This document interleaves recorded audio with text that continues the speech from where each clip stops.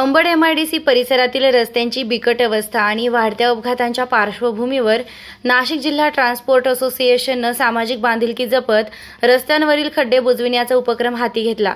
या कामामुळे वाहनधारकांना दिलासा मिळणार असून परिसरातील नागरिकांच्या सुरक्षिततेत भर पडणार आहे। असोसिएशनचे सल्लागार अमृत देशमुख यांच्या पुढाकाराने हा उपक्रम राबविण्यात आला।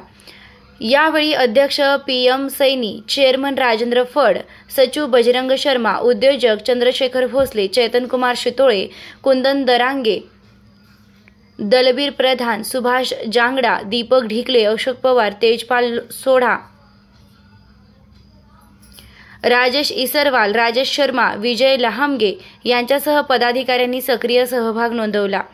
रस्त्यावरील खड्ड्यांमुळे दुचाकी स्वारांचे आरोग्य धोक्यात येत होते, तसेच वाहनांचे नुकसान होऊन अपघातांची शक्यता वाढत होती।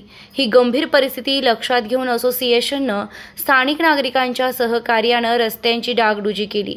फक्त प्रशासनाकडून अपेक्षा ठेवण्याऐवजी आपणही जबाबदारी स्वीकारली पाहिजे, याच भावनेतून हा उपक्रम राबविलाय, असे पदाधिकाऱ्यांनी सांगितलंय। अंबड एमआयडीसी परिसरातील उद्योग व्यावसायिक तसेच नागरिकांकडून या उपक्रमाचं स्वागत करण्यात आलं असून नाशिक जिल्हा ट्रान्सपोर्ट असोसिएशनच्या या कार्याचं सर्वत्र कौतुक होत आहे।